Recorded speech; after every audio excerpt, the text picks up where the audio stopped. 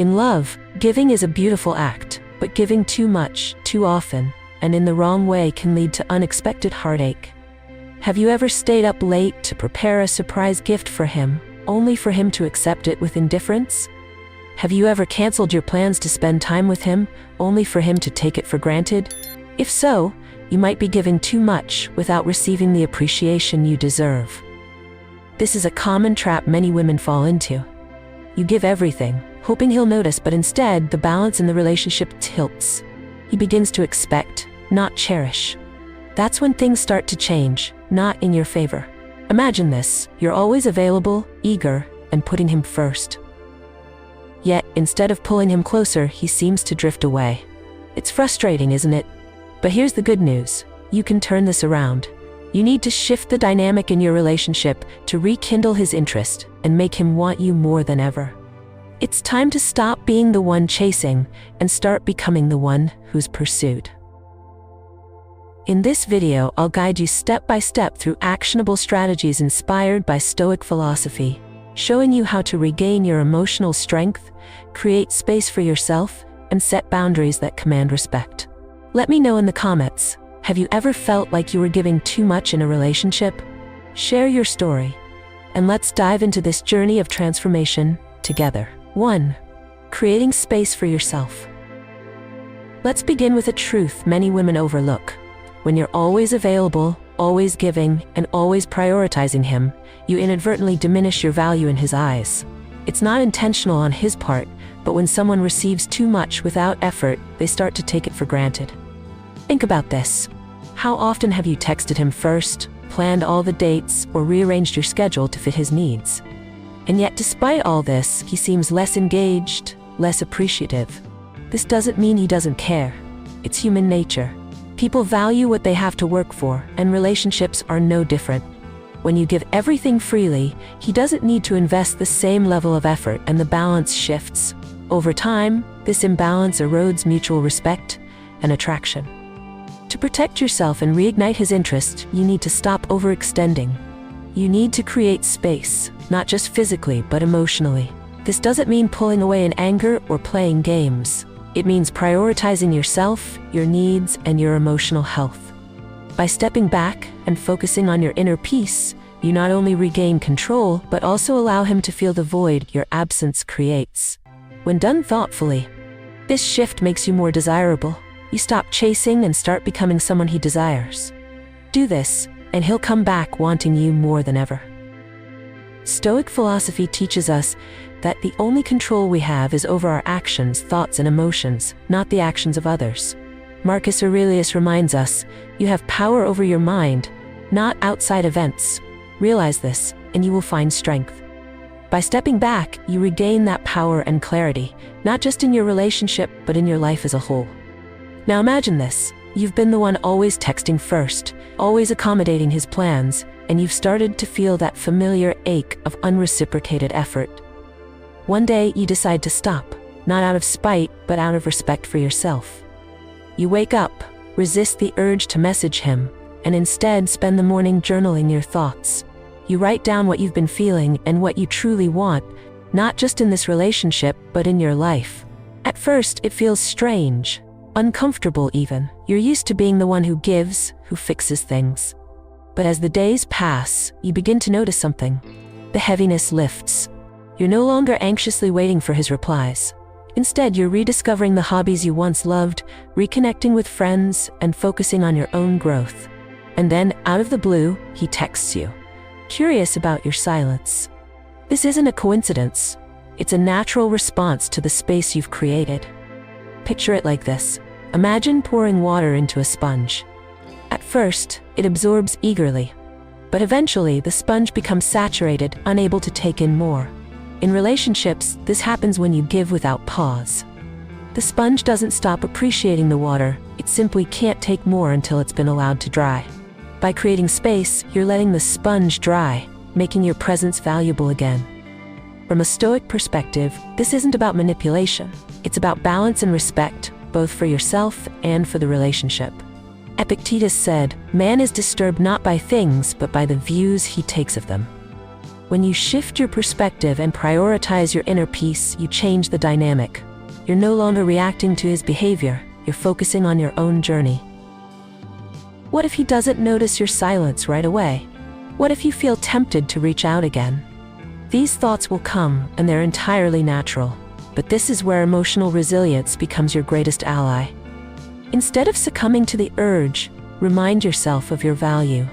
Remember why you started this journey. Practice mindfulness, go for a walk, or dive into a passion project.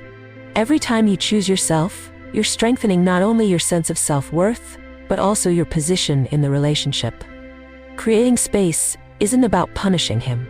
It's about allowing him to miss you and rediscover what made you special in the first place.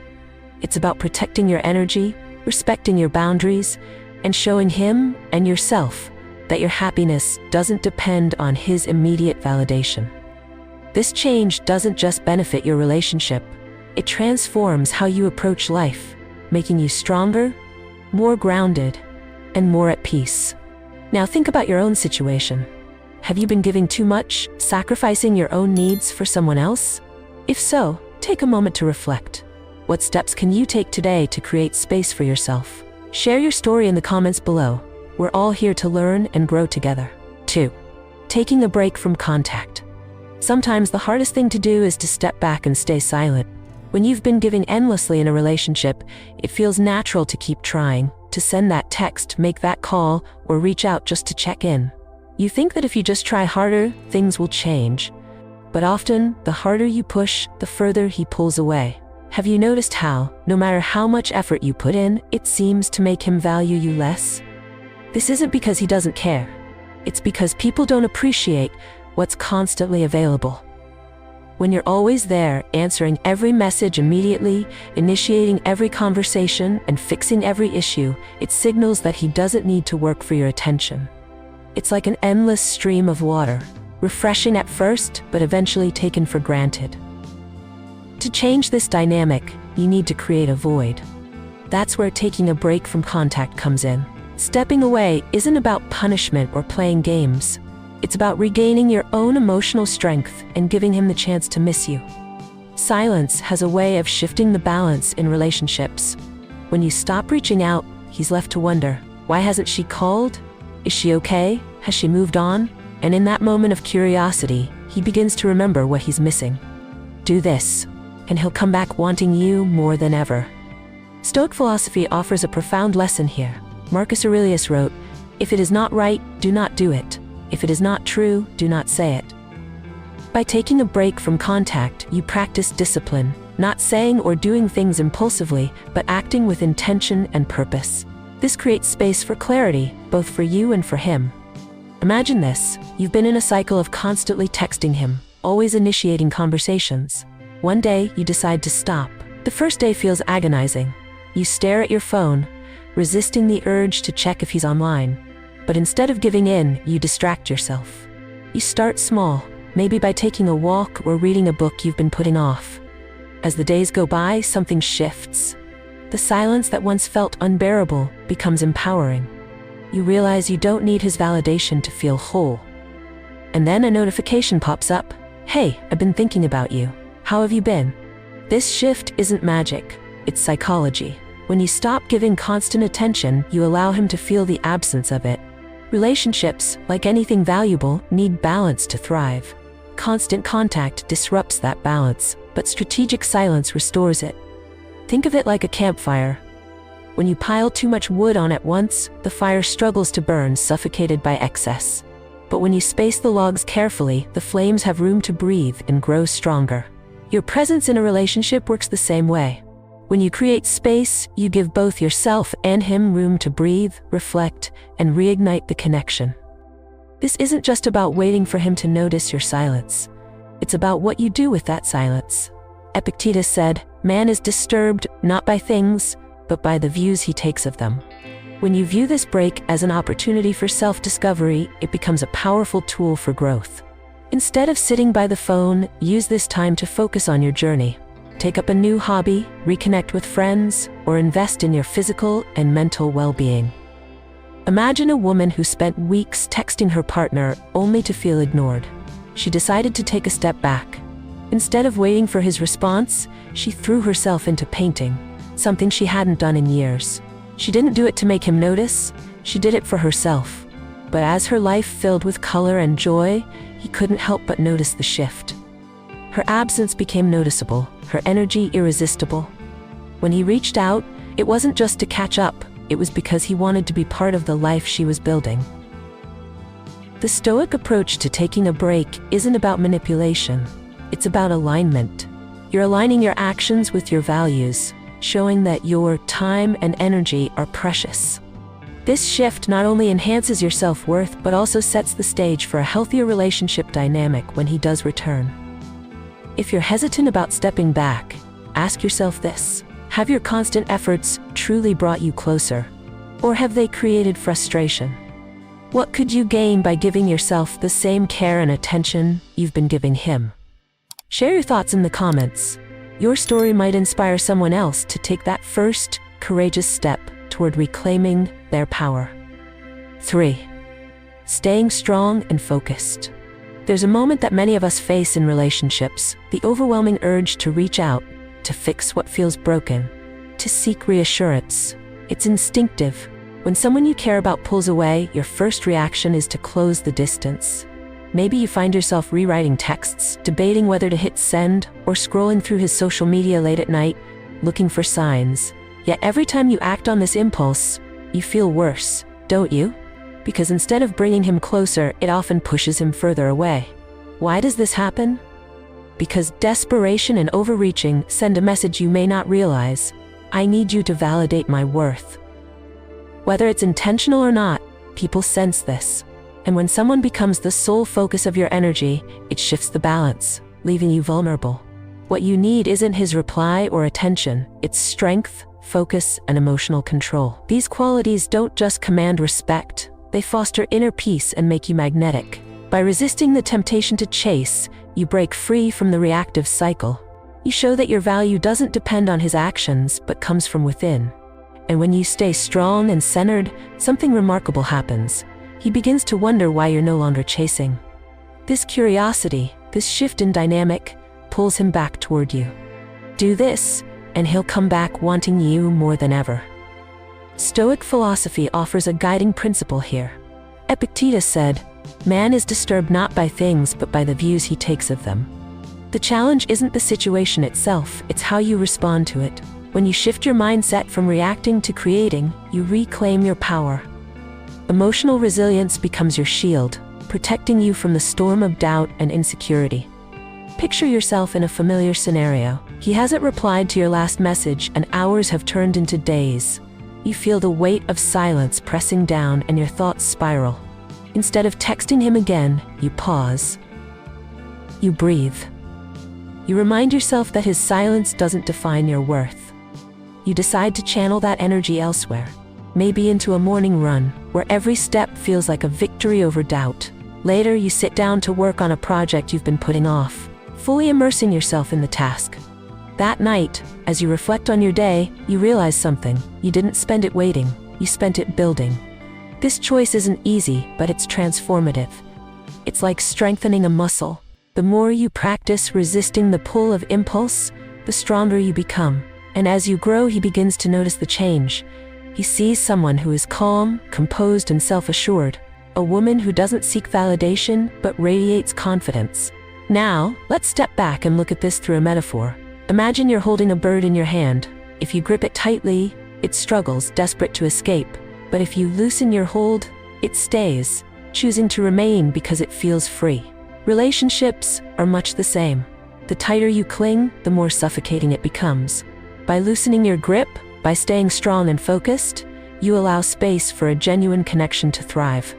What happens if he still doesn't reach out? That's the question many women fear, but it's also the wrong question. The real focus should be on you. Who are you becoming in this process? Strength isn't about guaranteeing his return. It's about knowing that you'll be okay, regardless. It's about mastering the art of emotional independence. Stoicism reminds us to focus only on what we can control: our thoughts, actions, and responses. Instead of waiting for his call, invest in yourself. Take that yoga class you've been considering. Start journaling your thoughts and victories each day. Surround yourself with supportive friends who uplift you.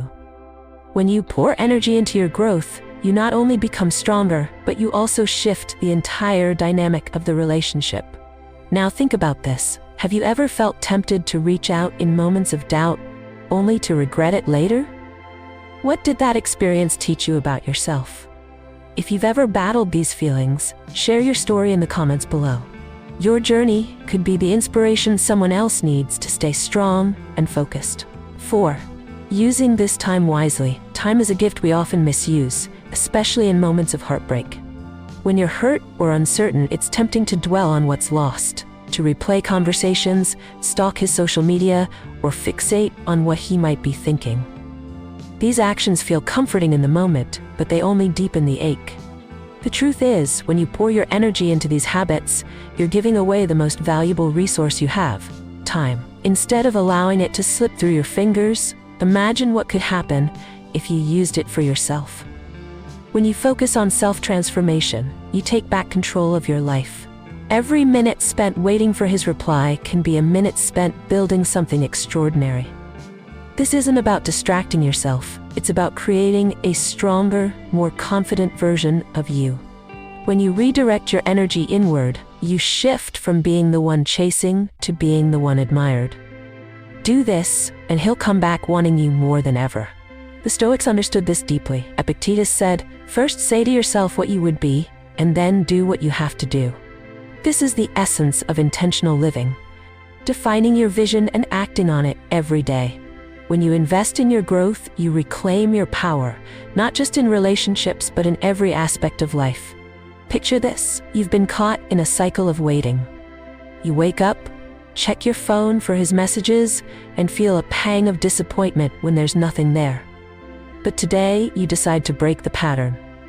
Instead of reaching for your phone, you lace up your running shoes and head out the door. The cool morning air fills your lungs, and with every step, you feel a sense of release. You think about that painting class you've always wanted to try, and by the afternoon, you've signed up. Over the next weeks, your days become fuller, not with distractions, but with purpose. And then one evening, he messages you, "Hey, I've been thinking about you."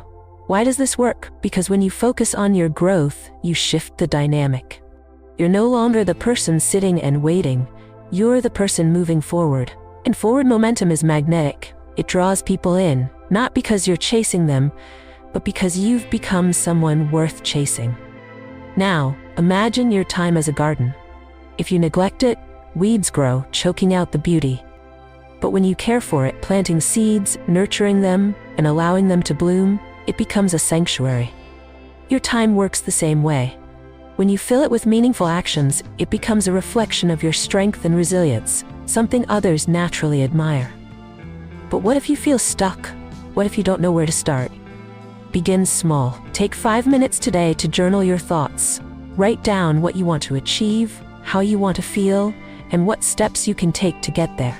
Or pick one thing you've been putting off, like organizing your workspace or reaching out to an old friend.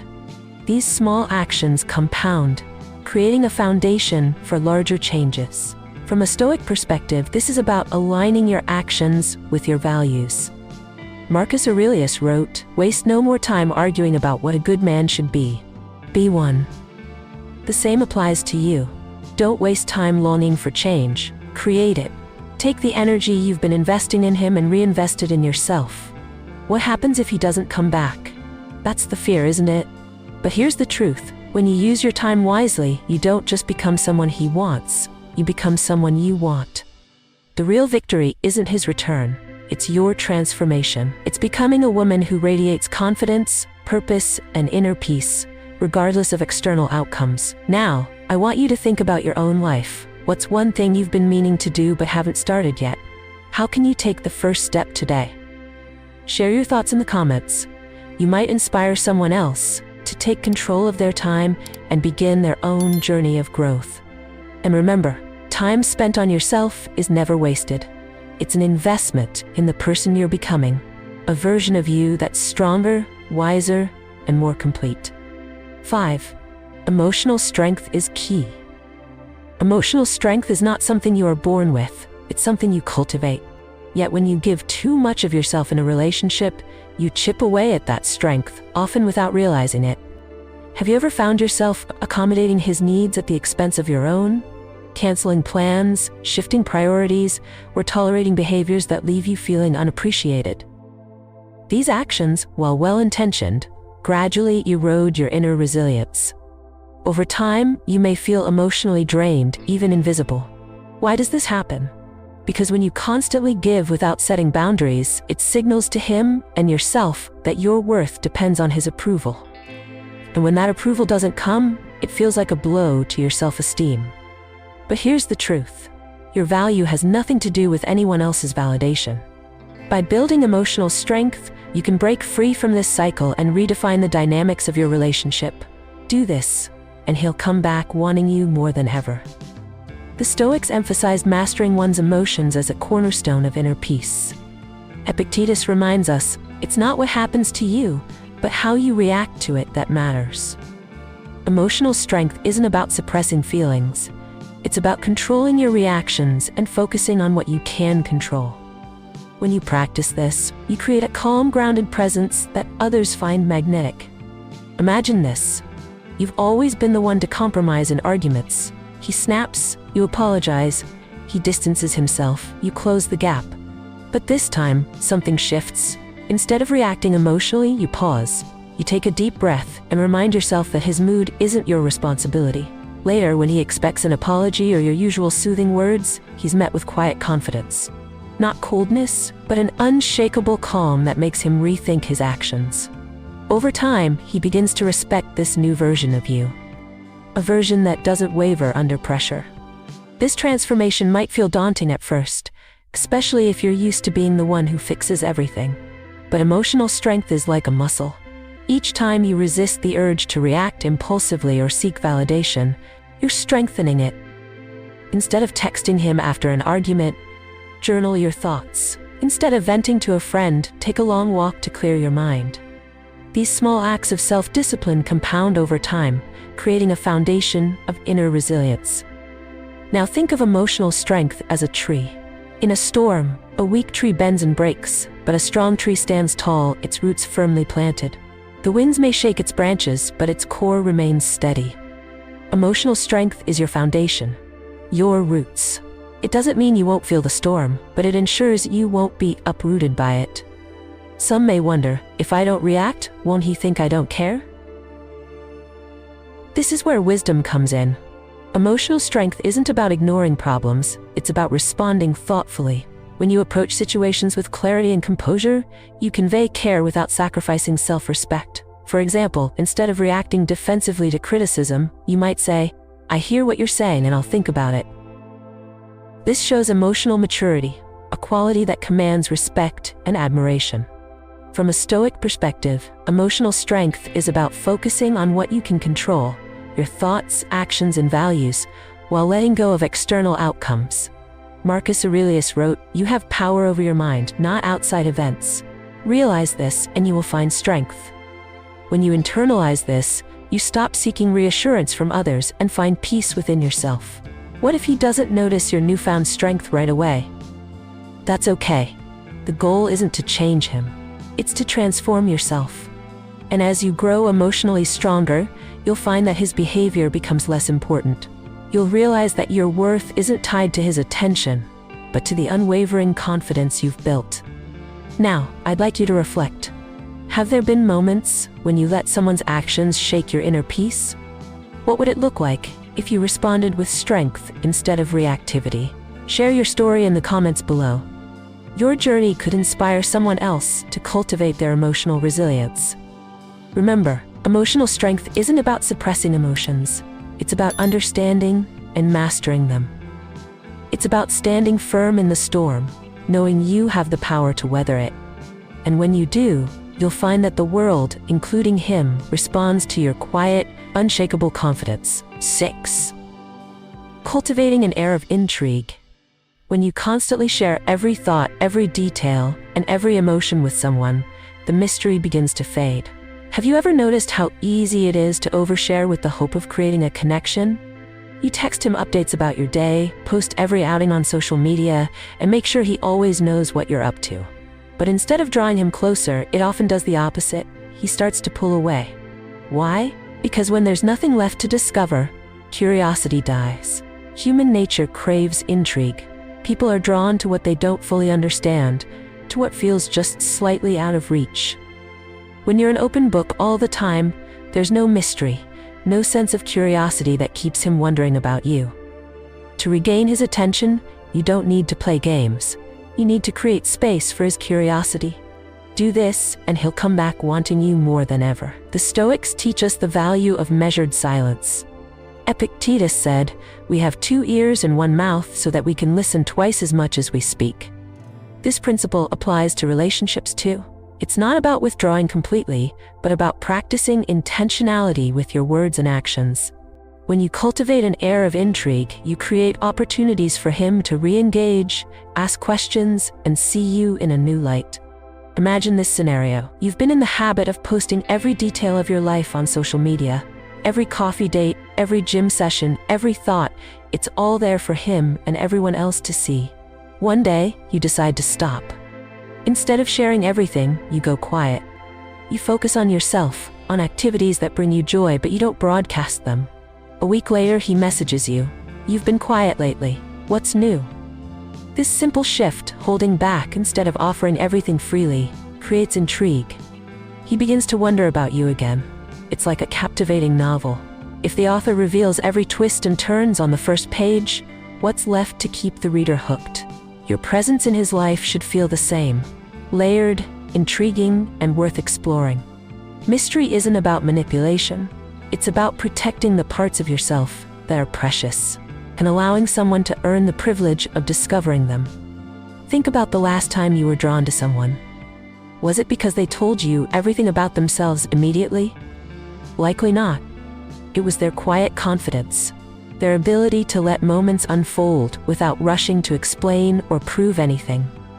This quality isn't exclusive to certain people. It's something you can cultivate. Start by speaking less and listening more. Share selectively. Let him wonder about your thoughts and your life. Now let's reflect through a metaphor. Imagine a locked room. If the door is always wide open, anyone can walk in and out, and it loses its allure.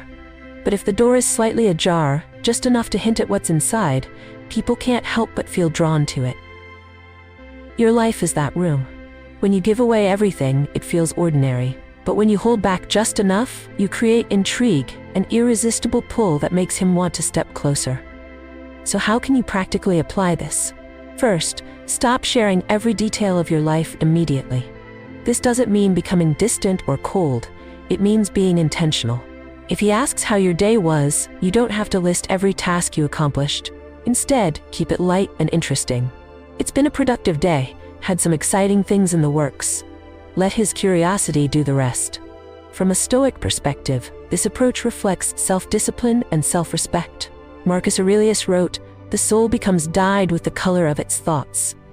When your thoughts are grounded in confidence and calm, your actions naturally follow. You're no longer chasing validation through oversharing, you're embracing the quiet power of being comfortable with yourself.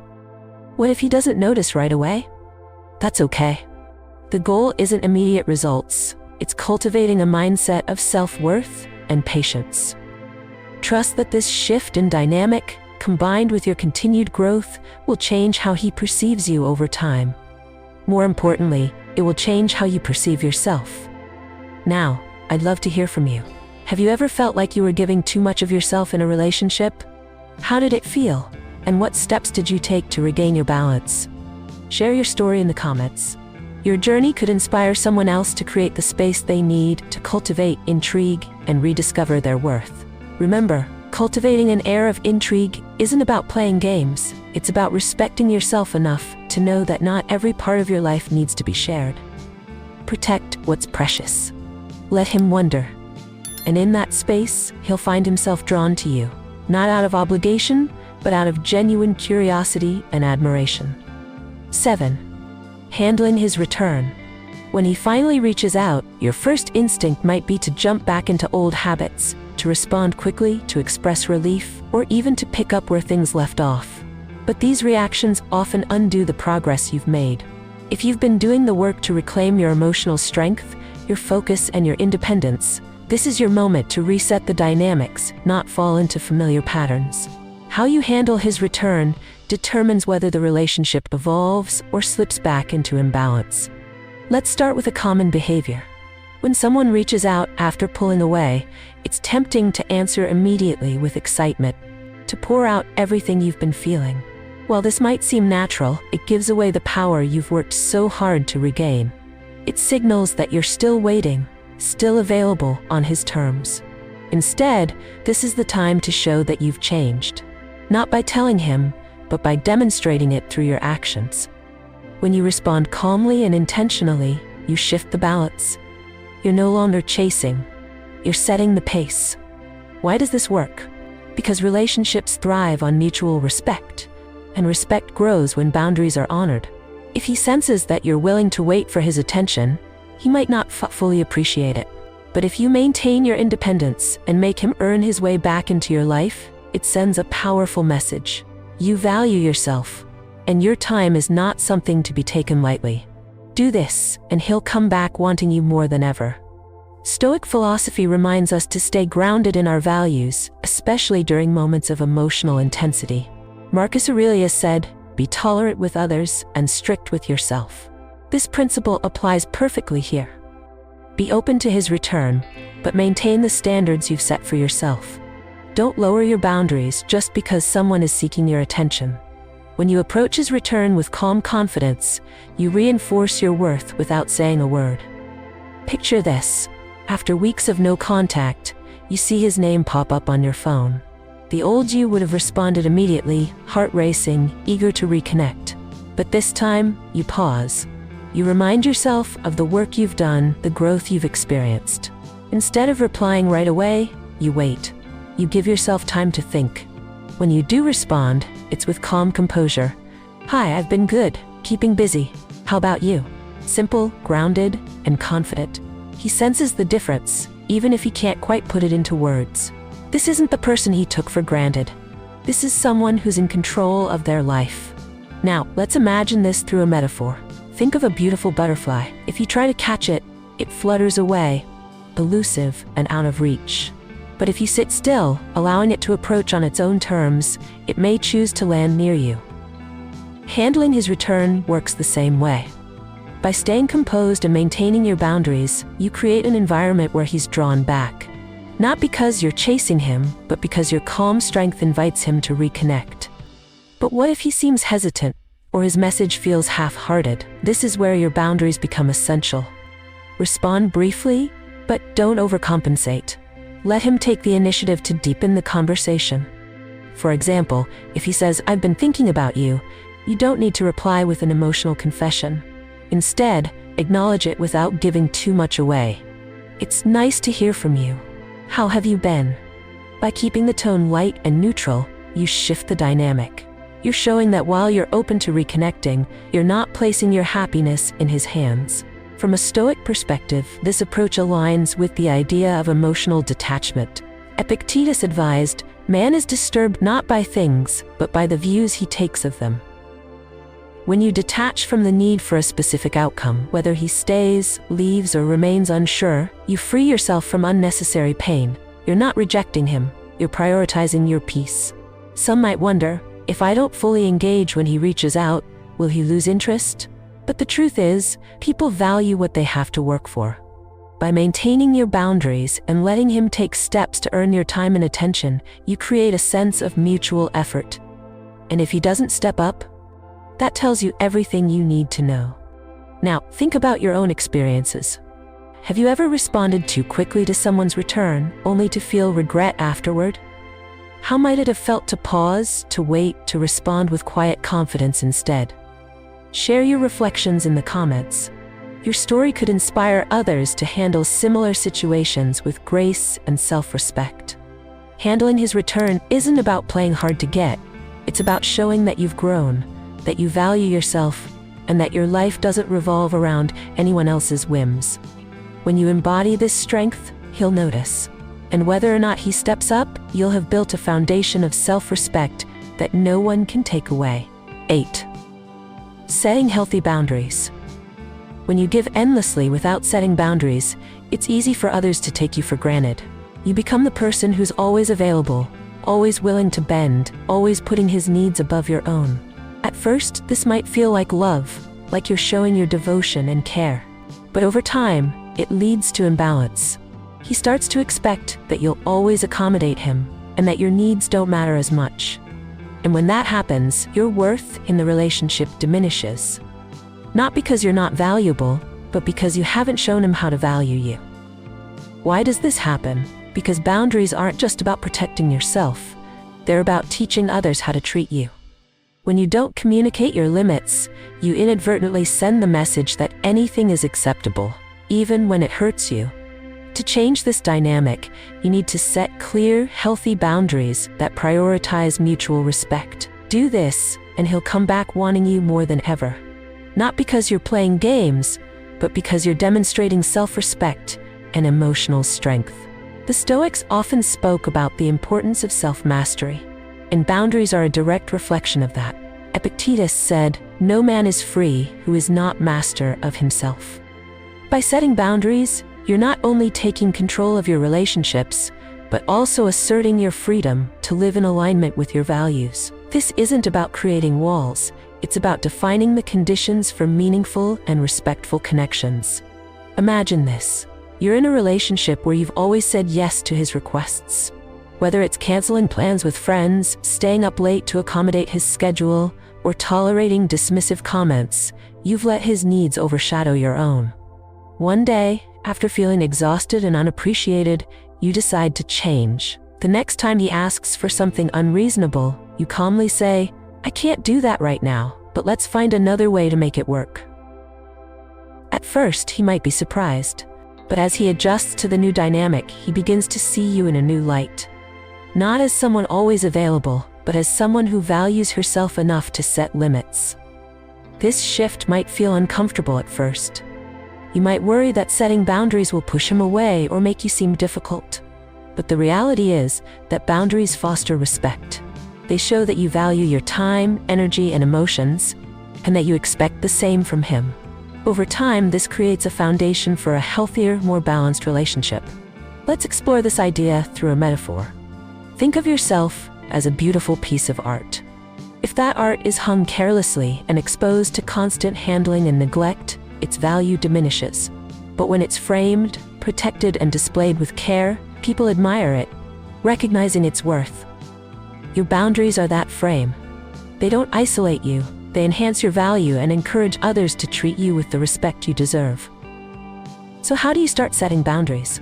Begin with small, clear statements. For example, if he's used to calling you late at night and interrupting your rest, let him know, "I need my sleep to function well, so I'll be turning off my phone after 10 p.m.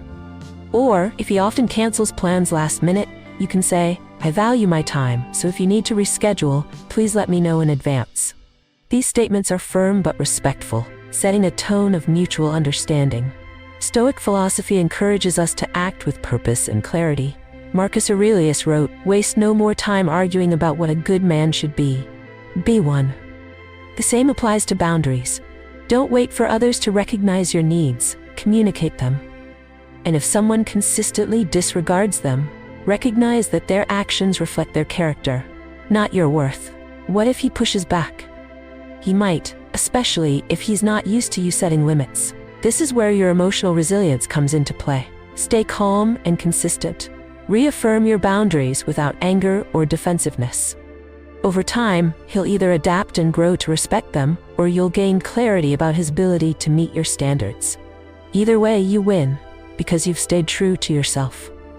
Now reflect on your relationships. Are there areas where you've allowed others to overstep because you didn't communicate your boundaries? How might your connections change if you started to prioritize your own needs? Share your thoughts in the comments below. Your experiences could inspire someone else to take the first step toward setting healthy limits. Setting boundaries isn't about controlling others. It's about taking control of your own life. When you do this, You don't just command respect from others, you reinforce it within yourself. And that self-respect is the foundation of every meaningful relationship you'll ever have. Relationships, like life itself, are a delicate balance of give and take. When you give endlessly without preserving your value, it's easy to lose not only the respect of others, but also the respect you have for yourself. What we've explored today, creating space, taking a break from contact, staying focused, cultivating emotional strength, and setting boundaries, are not just steps to bring him back. They're steps to transform yourself into someone who commands respect, love, and admiration naturally. This journey is not about manipulation or forcing outcomes. It's about growth. As the Stoics teach, you have power over your mind, not outside events. Realize this, and you will find strength. When you prioritize your well-being, develop emotional resilience, and value your time, you align your actions with the respect you deserve. And in doing so, you not only elevate yourself, but also inspire others to rise to your level. Now is the time to put these principles into practice. Each day presents an opportunity to refine your inner strength, act with intention, and embrace the quiet power that comes from knowing your worth. Whether you're taking your first step by establishing a boundary or learning to embrace the space that silence offers, remember that progress is built through consistent effort. If you've been in a place where you felt unseen or undervalued, how did you find your way back to yourself? Or if you're just starting this journey, what changes do you hope to see? Share your story in the comments. Your experience could be the encouragement someone else needs. Let this be the beginning of a stronger, more confident you, one who doesn't just attract love, but inspires it. By practicing these lessons daily, you'll not only change the way others see you, but also how you see yourself. And that transformation is priceless.